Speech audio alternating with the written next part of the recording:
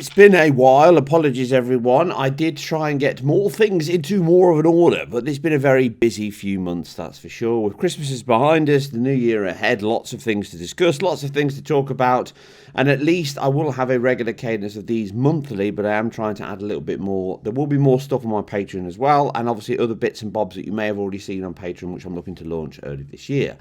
So let's not waste any time waffling. Let's get into it. So the first thing we need to talk about is the fact that the PS5 Pro specs and potential boosts it offers.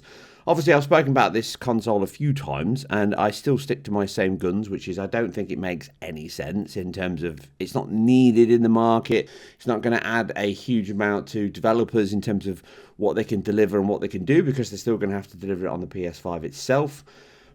But all that said, I do see the benefits it now offers in terms of where Xbox has now gone this year, and obviously where PS5 is going to be in terms of PlayStation leading the top-end market, competing with Nvidia. So all of those things aside, which I've mentioned on previous episodes, that all stands.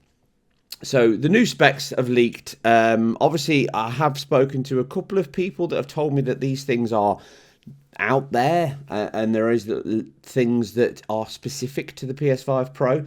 So this kind of is a summary of those ideas, thoughts, and things that are out there at the moment. It'll be announced this year, but the launch this year as well. And aside the leaks and the realistic roadmap for what this could contain, I've discussed before. But I had a look at some of the specs from Moore's Law. They had a leak on this a while ago, as did Red Gaming Tech and some others. But the reality is that much of this info will come from third parties.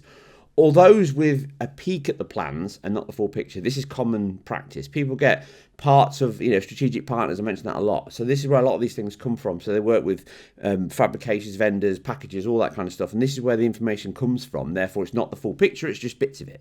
So companies tend to follow a few proof of concepts, POCs, or prototypes on new plans. And some get further down the path than others. But the cost of a new chip fabrication is huge. It's massive. So based on that and what Mark Cerny has been doing prior, so it's almost certain that Mark Cerny is the focus system architect for this. He will likely follow the same improved but similar plan to what he did with the PS4 Pro. I say him, the entire team, but as a lead architect, he'll have a lot of reviews on that and HLDs and steering the whole architectural gate control of whatever that target system is. And the main target is to deliver 4K 120 with ray tracing increases over the PS5's Commoner edition, effectively.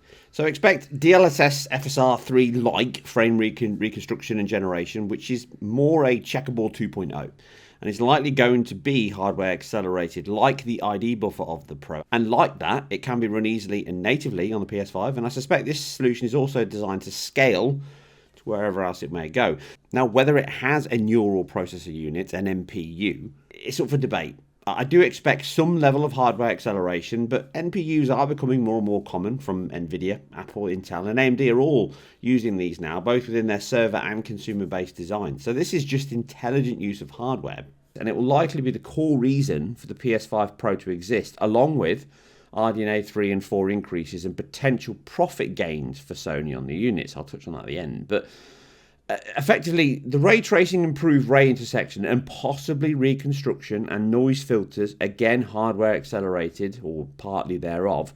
And it's all not just me making stuff up. This was noted on the Mark Cerny 2022 patent. Obviously, patents doesn't mean it's been done, but it does mean that somebody's got an idea that leads down that path. And you can see the link in the description below, but you can see a little summary of what it looks like here. So this will allow the PS5 Pro to accelerate that costly 3D triangle ray intersection, so actual triangle vertices touching, and it can do all this asynchronously with the shaded work, which is helpful as for the early eviction of rays as well as those recursive ones.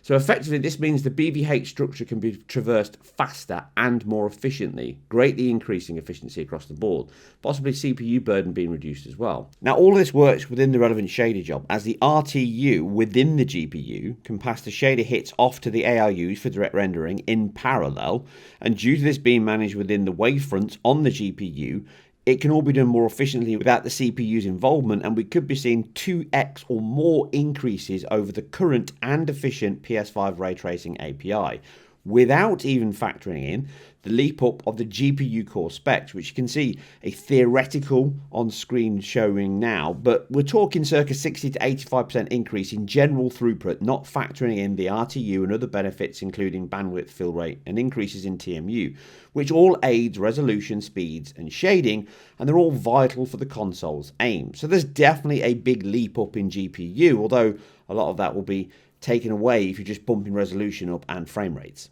It still has the same spec Zen 2 8 16-core CPU and allegedly up from 3.5 to 4.4 gigahertz. So that's a smaller 26% circa increase over the 31% the PS4 and the PS4 Pro had. Again, as before, changing the CPU drastically is a big workload. If you're changing instruction set, if you're changing capabilities, it's going to make the whole development cycle very hard. So this makes sense. Just bump the speed up, and then where you are becoming slightly CPU bottlenecked, you'll get slightly better performance out of it. Remember, everything improves from clock rate, so caches everything else. So 26% might not sound like a lot, but actually it can work out to quite a bit. You know, you could be talking 5-10 FPS at certain points in certain games, maybe even more if it's 120 FPS. So it's a sizable increase, and it's not something to be ignored, but don't expect, night and day. It's not transformative. The GPU will be the biggest increase, likely RDNA 3 based, with elements from RDNA 4, such as those newer improved ray trace units. I'm pretty sure that will be part of the RDNA 4 unit. And this will allow teams to push harder on ray tracing, to start or rival and deliver similar quality to what Nvidia's rampant RTX titles are doing, such as Cyberpunk, Alan Wake 2, and newer games. So, people like Naughty Dog, Insomniac, Sony Santa Monica, and Bluepoint, among others within Sony's first-party teams, can really start to push hard on ray tracing over and above the great work we saw from some of the teams, specifically Insomniac, who I'm sure were heavily involved in the ray tracing work in the hardware itself with Mark Cerny. So, even across the open market, there could be options for sumptuous classic path trace titles. So the updates we saw with Doom, Quake, Half-Life, they could all come over to the PlayStation 5 Pro. And even games such as Uncharted, Gran Turismo, and Metal Gear Solid, which I've always thought would be a perfect title to go back to the older hardware or the older design, update it, and use path-traced lighting, because the whole game was based around light and shadow-based gameplay anyway. So all of that could be possible with this. And I think it's a big part of why they're doing this. Close the development gap for the PS6 when that lands, as teams would already have established tools, pipelines, and features to make a bigger splash on the next generation console launch if they developing tools that actually can leverage ray tracing much better, with more embedded and dedicated NPU related reconstruction, ray trace reversal, and obviously, DLSS style reconstruction, checkerboard 2.0, whatever they're going to call it. All of those things means that the PS6 will come better equipped to be able to deliver bigger impacts, because of the PS5 Pro will be more of a stopgap between the two. I do suspect modest, if any, RAM increases, but likely SSD will be increased in size, and it may have a larger secondary flash RAM as per the PS4 Pro to kind of reduce pressure on the OS and the shared RAM it uses for the operating system and the background tasks. So they might end up giving back 512, 1 gig, I don't know, whatever it works out at. The amount of RAM they're going to give back to the application, that could help, and it could be a vital boost for those increases in ray tracing and resolutions that obviously this console will push. I must stress, though, and I've seen some quotes online quoting me saying that I said that GTA 6 will be 1440, 120 and all this. No, I never said that. That absolutely didn't say that. That's the exact opposite of what I said, in fact. I still expect games like GTA 6 to be 30 FPS, even on this particular console, because I don't think it's going to be fully bound by GPU. But that's not to say that this console won't offer a 4K version at 30, or potentially a slightly lower resolution version at a perfect, 40 FPS. And then, if they could reconstruct it, they could use reconstruction, the FSR3-like implementation to get back to a higher resolution, a higher performance rate. So 60, 40 to 80 would be possible, or there or thereabouts. So all those things make the PS5 Pro quite tasty in terms of options for Sony and other developers to try and boost it. And again, it's all about marketing, because then you can market the PS5 Pro as best version, 4K, 120, all that kind of stuff. So that helps. And that really kind of closes the gap then, because if this comes out at the level we expect, then Nvidia are coming with a new hardware next year. They're obviously going to push the boat out a little bit more, but this will close the gap even more to PC, and it means that people will start looking at both areas and thinking, well, do you know what? I'm getting pretty good levels of quality on the PS5 Pro. So that's I think, one of the big reasons, but I've said that before.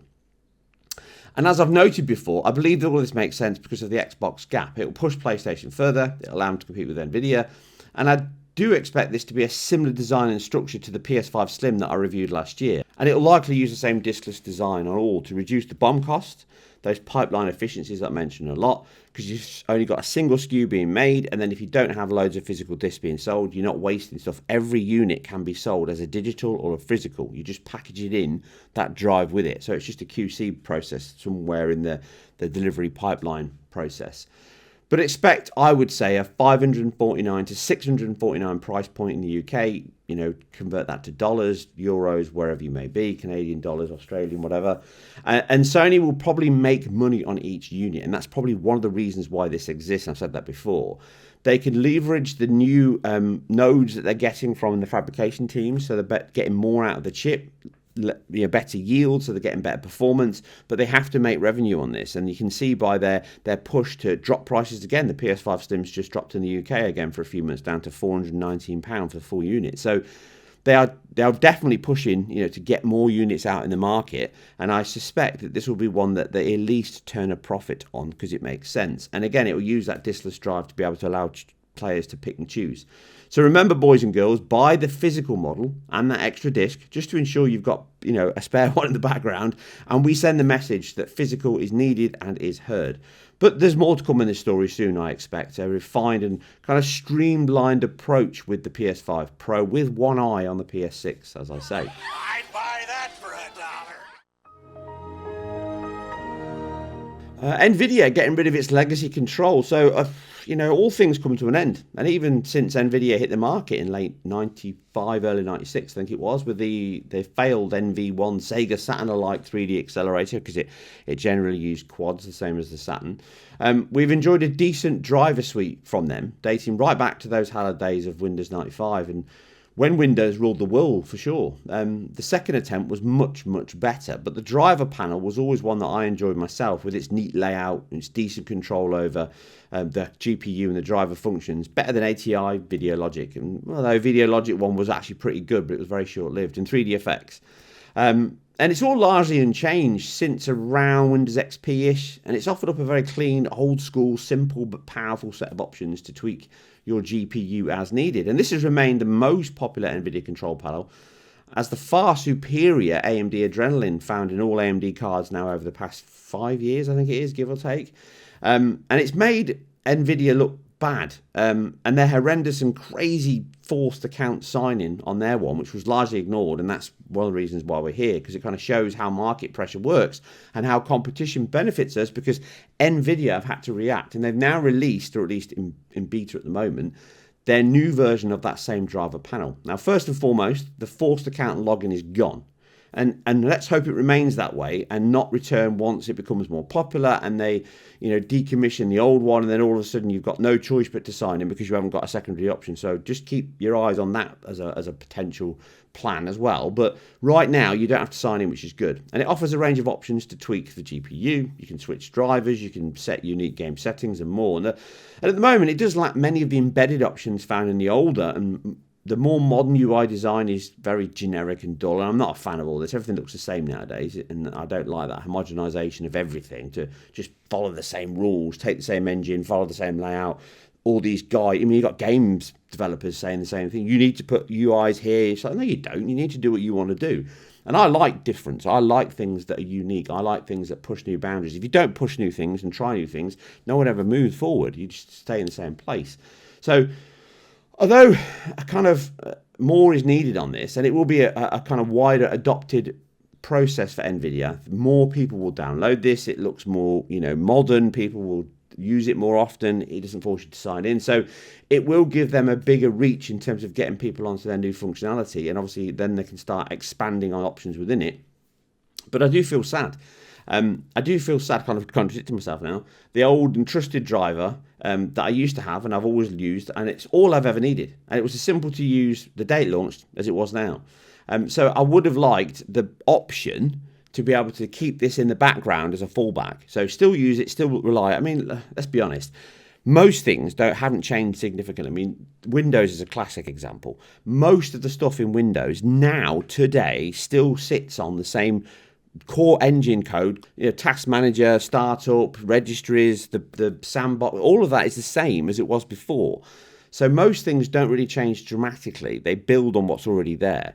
So there's no reason why Nvidia couldn't have that in the background, run it under this, and just have a front end that interfaces back to that original back panel, because that back panel has everything you need. So it would be nice if they kind of do a quasi solution and give you the front end with an option to flip back to this old one if you want to. But I doubt that will happen, but there you go. It's there. It's a new update. Nvidia have listened at least to the market, and they're well aware that they need to do more because their sales haven't really done very well. And AMD have clawed back some of the market. Nvidia is still top by a long way, but AMD are slightly closer now in terms of holding more of the market. And Intel are still a threat, even if they're very, very small. They could come with a much more powerful GPU next time if they continue to push out that Battle Mage one that they're working on. And if that actually lands, and all the rumours about them trying to get a deal with Xbox and snap up their console, that all makes sense. So there's definitely a threat there from, I think, Nvidia are aware of. AMD have benefited greatly from being in pretty much every console going and being at the front of the market. The Steam Deck, that's been a massive hit. That's AMD. Sony, obviously. The Switch, obviously, Nvidia have benefited from that, and that will benefit them greatly, but they can't really market it because it's a separate deal. So I'll be interested to see what goes on there. So, yeah, good that Nvidia have moved forward. Good that Nvidia are trying new things. Let's hope that it continues on this path and they start improving and competition remains. Helldivers 2, what a great game. Absolutely cracking game. But it is kind of another success story and a victim of its own success. The Arrowhead sequel always had promise, but it kind of over-delivered on that, and as many of my upcoming dual videos on this demonstrate, it's an absolute cracker. It's an enjoyable game with a great deal of love and fun in there, but it has become a powerful lesson, I think, of what I often preach, which is online-focused games require a great deal of infrastructure and investment and management. It's not easy. And when a game is popular, as you've seen with this, and you're not set up for it, you get loads of issues. So I've had stacks of dropped games, game crashing, general higher loads on servers than expected. And the team obviously have been very vocal about that. They've tried to come out and essentially you need more VMs in any dedicated hosting service you've got from a third party. So all that relies on the load, the QoS systems. So that's quality of service, scalability, control. And hence why the update this week that they launched has started kicking idle players to enforce that quality of service without paying for higher residency in that estate. So that is a big issue in terms of how these things work. See, when you host or when you pay for hosting and you're managing a load of servers in the cloud, quotes, so data center, and everyone's connecting to them, and it's a hosted service, so you're not using peer-to-peer, then you end up with load on the system that has to deal with contention. And all they've got is loads of PC players, loads of console players, PlayStation 5 players, all diving into the game. And in fact, it's sold more on PC. I think it's 60% versus 40%. So this has been a big hit for Arrowhead, and it's benefited Sony because they're publishing it. So this is a big kind of positive news story in terms of where Sony are going with their third-party solutions. This is a good example of where I will think anything online-based, and I thought the same about the cancelled Last of Us Fractions game. That would have been PC and PS5 day one, I think. That's what they're going for, I think, whenever they're going to push out one of these games. And they might even push some of them to Xbox as well, because if they're online-based, if they're based around infrastructure, then it makes sense to really go full on and get the most return on that. So you've seen this with PS5 and PC players being very high, even with all the issues. But it's gotten so bad now that even the developers themselves are saying, don't buy the game yet, buy it later. And that's a good example of when you've kind of missed the boat a little bit and you need to kind of step back. Should they pause sales on the PlayStation and PC Steam store? I think they should.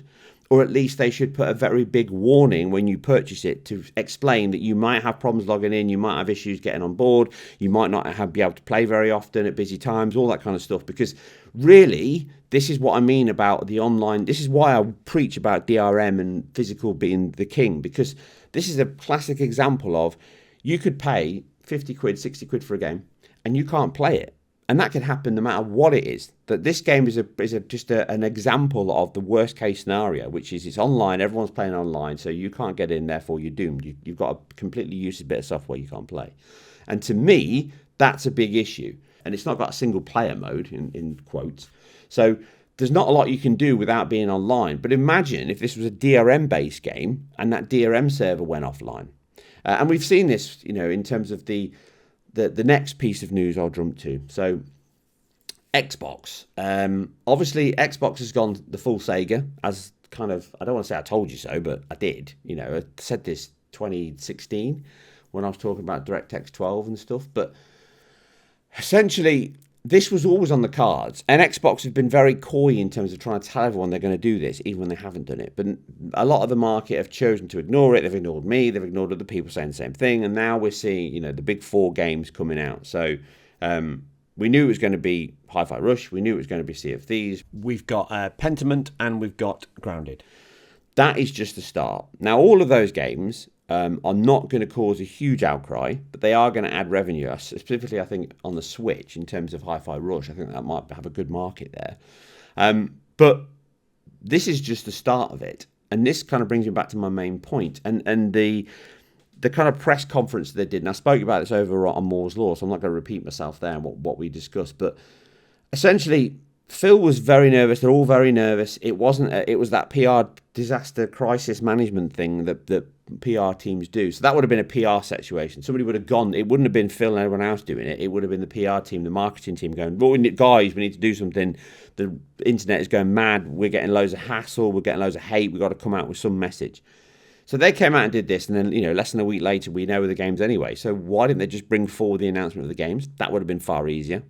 And this is my point with Xbox. They don't have anyone there that knows what the hell they're doing.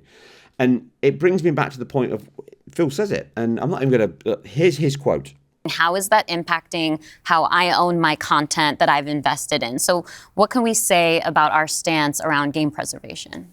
Compatibility, the ability to not only play the games, but my saves are still there with our cloud save systems to try to keep the services up as long as we can so that people can play is a tenet of what we are as Xbox. It's at our foundation. And when we look at future hardware generations and what we're going to support, making sure that we respect, which is the word I use, respect the investments that people have made in Xbox going forward is fundamental. And the fact that you get entitlements when you buy a game from us on both Windows and Xbox also means you have the ability to play that game across a multitude of devices, which I think furthers the compatibility of the games that you own. So what he's saying there is, we are going to turn off servers if this doesn't work. Now, I've said this on many of my videos before, and I know firsthand because I've worked with Microsoft for years.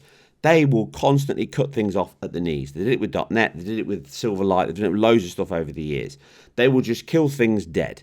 Their business motto is it's got to work for us. If it doesn't work for us, we don't care. And that's what they do. And what Phil's saying there is, we will continue to allow you to play your games as long as it makes sense for us financially.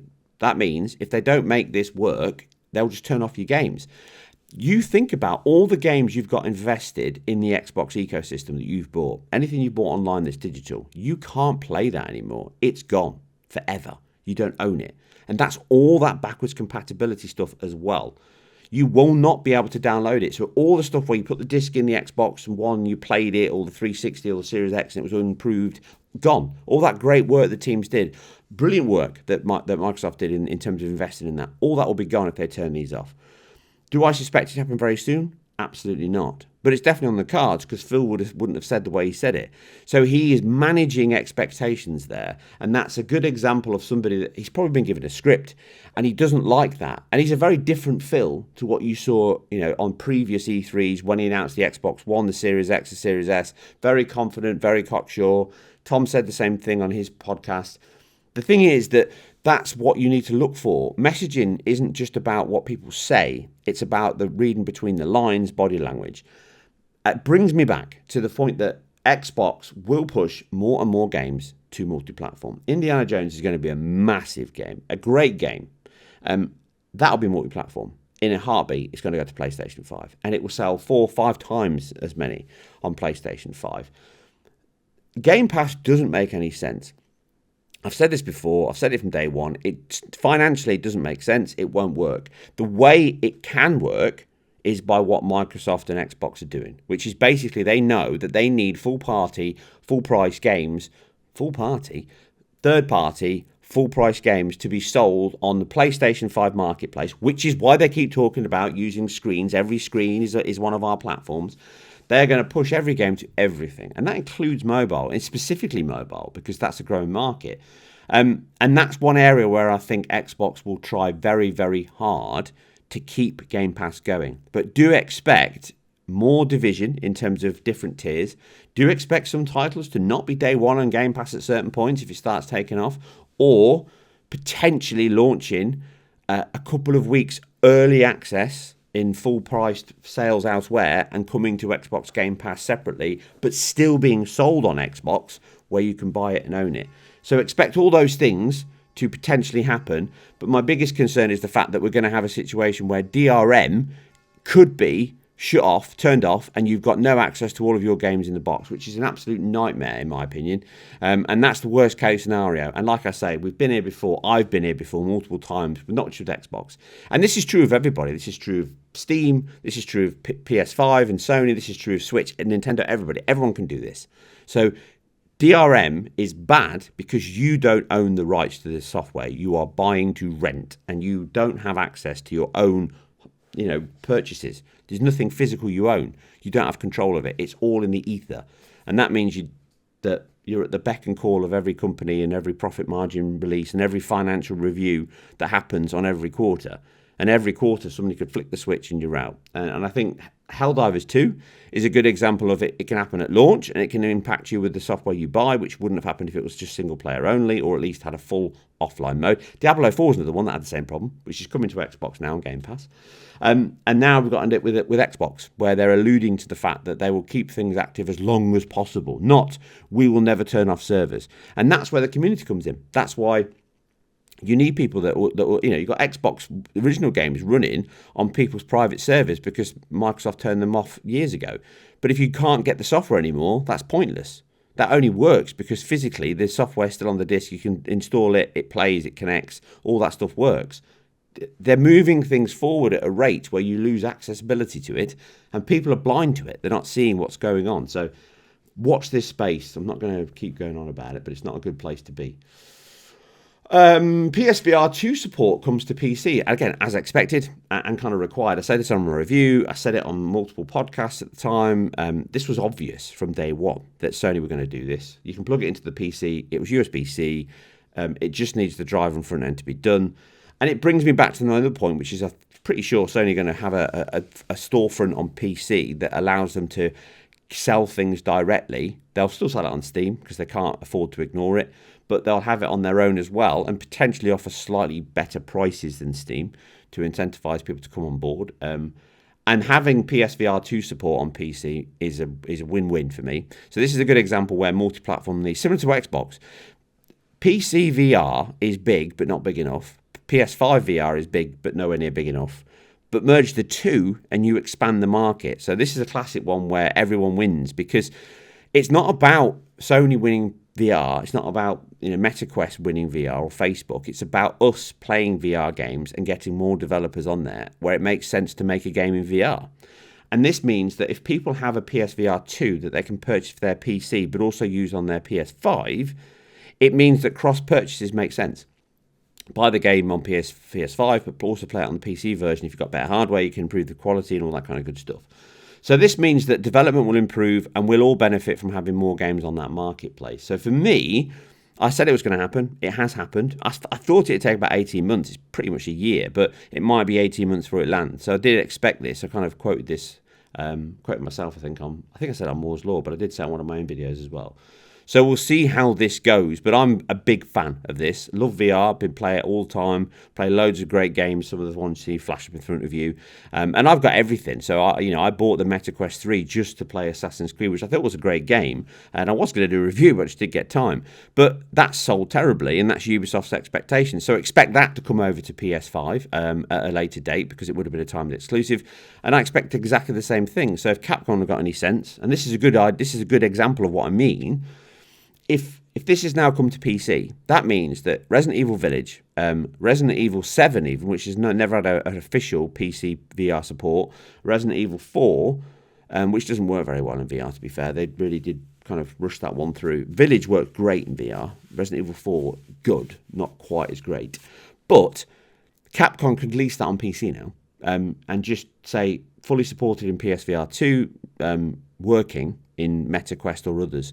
That is a real option now, or they could put a bit of work in and get incentivized by the teams to get it fully compatible with the specifics around that. And this is what I mean about VR isn't just a headset. It's about how you control the game. It's about the haptics, the feedback, the controllers, the tracking, all those things. It's not just a lift and shift. There is some work to get the games working from one API to the other. Sony's API to MetaQuest API, they're all different. Vive's API. So there's levels you can do that are easy. So, wrappers and stuff that you see with other areas in terms of Sony from DirectX over to Sony with a lightweight wrapper, Steam Deck with its Proton layer. All of those things are possible. But in VR, if you've got issues with that, things lag, problems, glitchy, people just turn off. The thing about VR is all about control and experience. If you get that wrong, people just hate the game. So for me, I don't see any title worth its salt doing that because it's too risky. You need to tailor the game for the particular hardware you're playing it on, or at least have a decent experience on it. So I expect PSVR 2 to grow in popularity and probably to become a very popular headset on PC because it's, like I say, when I reviewed it, and go and check out my original review, it's up there with the best headset on the market, irrespective of console or PC. It's amazing. And the pervaded rendering, the lightweight ergonomics of it, how it fits on your head, the ease of use, the single cable, all those things make it perfect to use on everything. And a lot of people, if you've got an older headset, you'll jump to a PSVR 2 and think, wow, this is cracking. And if all your games work on it, which that will be the aim, all Steam titles, all Steam VR will work, then you've got a full compatible layer with that headset that's got a full API that allows you to play all your old games on the PSVR 2. So there's a massive life increase there for PSVR 2, but also a massive benefit to VR as a whole because that means more games can get shared across more teams, and it should help development. You can just make a game that works on PSVR and PC and PSVR and PS5. So win-win-win. A lot of talk on that one. Final Fantasy image. So I've reviewed this, I've played it. There's a review coming up. There's a written article over it on IGN. My full review will be up next week because of the quite restrictive embargo limits on this one, which is understandable because it's a very story-focused game, and it has made shifts and changes from the original PS1 classic. So I understand that. And there's not a lot we can show. And IGN need their review. My review's done. It's finished. It's there. The written article's there. It'll be up next week. But fundamentally, the big talk, which I covered in the demo one last week, and I did start making a quick demo one today, but I don't know if I'll launch it on my channel or not. I might put it up for patrons only because it's not quite finished, and I might just get stuff out there because I do this a lot. I start things, don't finish it. But the Final Fantasy image quality drama is a little bit overblown. I have covered it, I have discussed it, and I discussed it in my review, both the demo and the full game. But realistically, the team here at Square, I think there's a mixture of senior, seasoned developers and a smaller, younger, less experienced team. And sometimes I think some of those decisions are made by teams that don't have the experience, or at least they don't have the feedback that they need on that process. So they're making decisions that make sense internally if you're not focused on image quality. So I'm looking at this in two ways. The first hand is the fact that, yes, the performance mode is very soft. And a lot of that is the fact that it's generally a lower resolution than the original one. Like I say, I said on the demo, it's often 1080p in heavy, dense areas, where it wasn't often 1080p on the other one. So that's the first thing. You're probably 30%, 25, 30%, maybe more on average higher resolution. Pixel counts at that level on a 4K screen make a difference. That's why I always say 1440, 1620p is the perfect level, because beyond that, you do get diminishing returns. And this mode itself shows it. You flick into the graphics mode, which is my preferred option to play. That's the way I played it most. It's how the game should be played. And it doesn't make that much of a difference. It is better in 60, obviously, and their performance is great. But the image quality is very soft. But it's soft because the pixel fill rate, the TAA is incredibly aggressive. I think I counted 15 taps at one point in terms of previous buffers being used in motion. So that makes the image often very schmeary, very blurred. And that merges pixels together. And then you've got very low map quality. I don't know whether it's a case of the textures. I think some of them are definitely just low quality textures they've pulled from other projects and put them in the game, especially rocks, walls, flat surfaces, things that just don't need loads of detail, signs. There's loads of bits in the game where you'll see it's just low quality, even people sometimes, characters. But then on top of that, they don't they're not managing their memory very well. So they're running out of space. They'll have low bitmaps often, so nothing ever loads in fully. Similar issues to the remake. But the game's bigger, it's more expansive, there's more variety, it's a lot bigger install. So all those things get exacerbated when you do that. When you scale up, then if you've got a problem in some areas and you double it in terms of the size of the area you can then have in memory, that limits you unless you've got a very nice, constrained, tight memory management. And this is why I talk about memory management all the time. It's the biggest issue in games specifically, but also my role. Access to data being ready for you when you need it, data in caches. And when it comes to textures, that makes a difference. But also the art. The art's very soft. There's low levels of normal maps. They're trying to just bake in detail in the textures. They're blurry, they're soft, they're low resolution. The bitmaps don't fully load. The texture filter is not very good. The TAA is very strong. They use a lot of post-processing with some lower levels of resolution because of how they use their TAA solution, their spatial upscale. And then now they've flipped over from potentially a bicubic. I'm not sure what they did on the bicubic upscale before, but they used a standard spatial upscaler, and it dynamically shifts within the game as you play. Now they've gone to what looks like a nearest neighbor.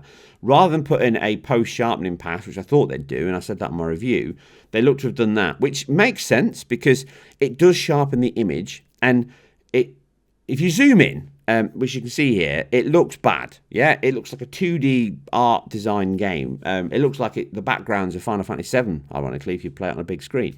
So that's what they've gone for. Maybe because they thought, oh, look, people will like that because it looks like the original game, and it also adds a sharpening level to the detail, which it does, because it sharpens up the pixels, it gives it clean edges. So generally the game is slightly sharper for it, but you now kind of notice more flicker, more ghosting, because you're getting sharper levels of ghosting. And if you zoom in, it looks terrible.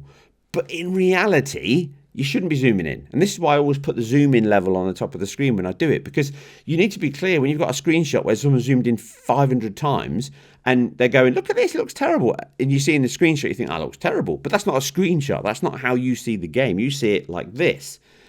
And it doesn't look too bad. It's softer, it's blurrier. And generally, a lot of that isn't just the pixel count. It isn't just the sharpening or the upscale they're using. It's all the things I've just mentioned.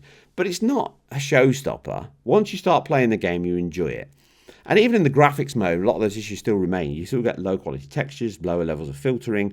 All those things are persistent in the game. They're not as if they're resolved. But it does leave a game that is soft, but still gorgeous at times. But the visual quality is far better in that graphics mode, simply because the pixels are higher, so the counts are much better, everything's much sharper, and you see the game as the developers intended. So this is the question of looking a gift horse in the mouth. This is what I'm saying. It's very careful. I'm being very careful in my review. I'm always very careful on this. I always look at things from both sides of the fence. Their performance is exceptionally good.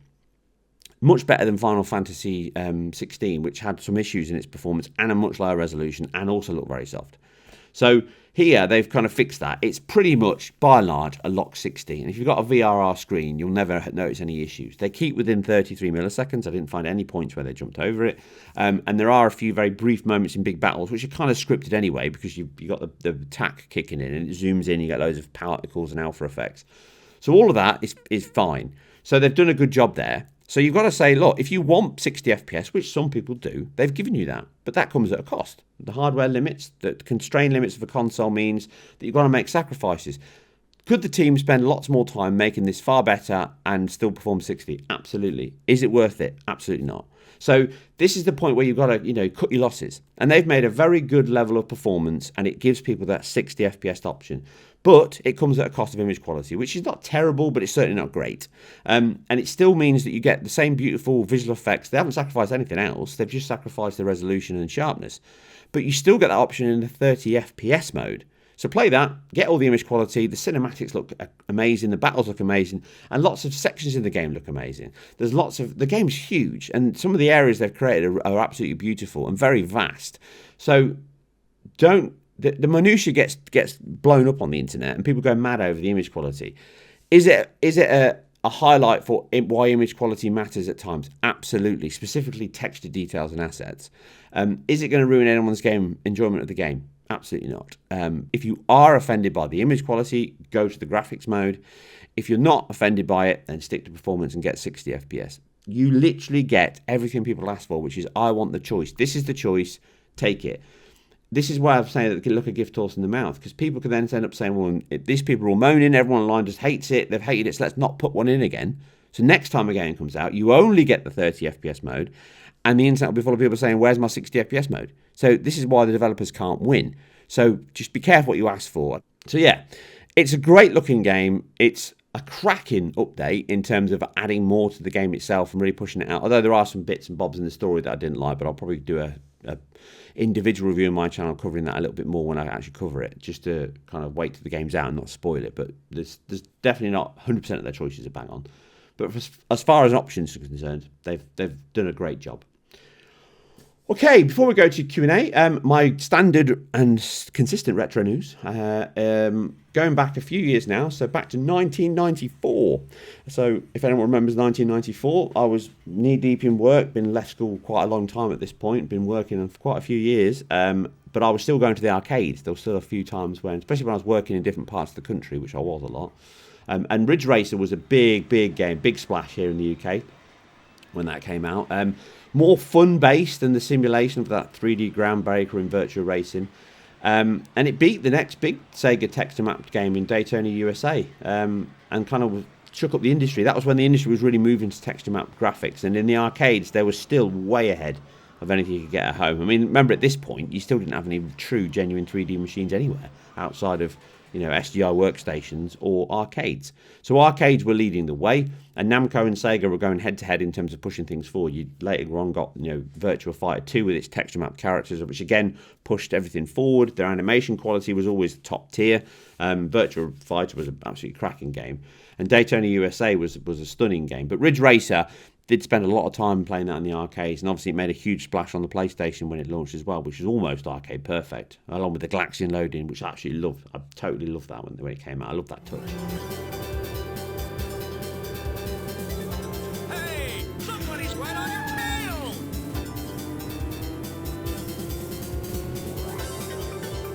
Hurry! Come on, cheer up. Going back a little further, 1984, staying with the arcades, I was track and fielding it. So track and field was based on the whole Olympic craze. It was massive back then, and we were breaking cheaters and quick shots up and down the land and kind of breaking them in the arcades, or at least buttons, but they weren't my buttons at least, so that made it better. But it was such a good game, and it was really competitive. You used to play on, bash the buttons on the arcade, wiggle the joystick, and do the long jump and the run in. Sounds really simple, but nothing's drastically changed in games. Track and field caught on because it was a social game, a little bit like Mortal Kombat was in terms of when that came out, and people were jumping on to play other people. Track and field was you try and beat somebody else's score, and you could even do it with strangers. It was people used to gather around the machine and play it, and we'd all used to take it in turns. It was a stunning game. I loved track and field, and I think it came out around this time in '84. It was certainly near or thereabouts, or at least I was playing it around this time. And then you had obviously big titles in the arcade still. So Pole Position 2 was still going on. And I generally loved the arcades back then. So between '84 and '94, I think that was when arcades were starting to. The golden years were probably behind us in terms of how big it was, but it was still massive. Arcades were massive throughout all that period. But certainly around '94, they were dying off. There wasn't anywhere near the amount of arcades you could go to, and there certainly wasn't the amount of big games coming out. I think the last big massive hit was Street Fighter 2, and then obviously Mortal Kombat in the arcades, which kind of shifted things up, or at least I stopped going beyond that, which really made big increases. And this was kind of because the home market was getting bigger and bigger in '84. At this point, 8-bit computers were really booming, and people were realising that you could play at home, and I was one of them. You were starting to play stuff more and more at home, but there was the whole spectacle of arcades that made them great, and that's why they continued for so long. But again, this all happened again in '94 with the 32-bit era, and the year before with 3DO was kind of the origins of it. PC gaming was getting bigger, and games were shifting in terms of how they played, but that's a video for a whole other time. So yeah, '84 was kind of the beginning of the end of the arcade, and in my opinion, '94 was when the arcades were fully dead at that point. There was not much left. Ridge Racer was a big title, but it was getting very niche at this point. You didn't have as many places to go to apart from seafronts, and all the chip shops and clubs and pubs and places where they used to be, they'd kind of died out at this point. They were getting far, far less. Okay, Q&A. So I want to stress, please, if you are a patron or you want to become one, then please, this is your chance to ping me a question about anything in the industry, my industry, games industry, technology, whatever. I will try my best to answer it, and that helps me think of things that you guys or girls might want me to talk about, because I don't really know. So it's very hard for me to second guess what you want, and sometimes I can go off on a tangent, and generally everyone thinks, why is he talking about that? So this is why Q&A helps. So if you are a member, go onto my Patreon, ping me a question, I'll answer it, and hopefully answer it as best I can next time. If you're not, then you can join for a couple of dollars or pounds a month, and it really helps me. There's a lot of things that I'm trying to do in terms of my reach, my internal stuff, and focus on things which I think are more relevant than just the basic stuff of reviews and everything else, trying to add a little bit more value in terms of my experience and hopefully what I can add to you guys and girls. It doesn't mean that I know everything. You should take information from others, try your own things. That's the one thing that I always stress. But anyway, enough of that waffle. So in terms of questions, I've only really got one, and I kind of merge them together. So it's a collective of a few people. So I've tried to cull it into one single process, which was really around, can the Switch 2 deliver quality of games for the current generation? Is it going to be powerful enough? And really, has mobile gaming reached a saturation point? Has it reached that convergence point where mobile gaming is now close enough to console PC gaming where the two can start to converge? And it's a good question, and it's one that I've been trying to look at myself, and stuff will be coming up soon on that. But I think that the Switch 2, absolutely. It all depends on how far Nintendo push it. Do not expect top end. If you get PlayStation 4 levels, I would be happy with that. If that's the quality you're going to see, you'll probably get better visual quality on a screen due to the DLSS integration there, and possibly ray tracing support. But again, that's very limited in consoles. I don't expect it to be very heavily or even marketed on Nintendo, but we'll see. Nintendo will do something different with the Switch 2, but I'm not going to talk about it now. So I think the Switch 2 will have enough, so long as they give it enough RAM. The RISC-based processor has enough CPU headroom to at least push frequencies high enough so that the games can run very well. Remember, RISC is I've always said this, RISC is perfect for consoles. That's what consoles should use. RISC should always be used across the board, both in mobile, which it is, and consoles, which it should, because you don't need CISC for a console. That's why, all these custom CPUs, such as when Sony did it for their PlayStation and even Xbox, they cut out a lot of the extra overhead, the FPU units and stuff. They don't need it. You don't need it if you're not doing multifunctional software or server-based work that's not needed for games. Games are very dedicated. They need certain things. And if you're using high compute and you push that over to the GPU, you don't run it on the CPU, which is not always an option in that space. So I think the Switch will be more powerful than people suspect, but also less powerful than they hope. That's probably the best way of putting it. But I think it'll be good enough to compete and beat things like the iPhone 15 Pro. So go into that, and it's not just the iPhone 15 Pro and the iMacs and the iPads and stuff that will come out. It's the other devices that will come, the new Snapdragons, the Samsungs, whatever. I think we've reached a point now where, as we've seen already this year, you've got Resident Evil Village, Resident Evil 4, Death Stranding, and other titles that are running at a level of an Xbox One, PlayStation 4 on a mobile phone. It's 30 FPS, it's got frame rate dips, it's got low resolutions, it's using reconstruction, all those kind of things. But I think that in the next couple of years, you will be able to run things close enough to an Xbox One level, PS4 level, without any huge degradation. And then you throw in the cloud and streaming options within that, then I think it's getting close. And I think that's one of the reasons why Xbox are doing what they're doing, because they can see where that's going. And that's one of the paths that things are leading to. I think it's one of the things that Sony are getting heavily involved in, which is why they released the PlayStation Portal. I know it's sold out, and everyone's saying to me on some of the comments, it didn't do bad because it's sold out. It was limited capacity manufacturer. They've made enough to not have any sitting in the warehouse. That's clever. That doesn't mean it's an absolute smash. That means that they just balance they hedge their bets very well. But I do suspect that this won't be the first time we see PlayStation go into it. I do suspect we won't be the first time we see other teams heavily lean into mobile gaming. And I expect Xbox to be one of those people that really push hard on a lot of their games in Game Pass, having a Game Pass solution. And with all the things going on with Apple and the fact that their marketplace is being broken down. They're being forced by the EU to push things onto their platform, although obviously this is why Xbox are very vocal about they don't like the charging rates. But if they're making a marketplace, if they're making an ecosystem that is successful, they need some level of money to come from that.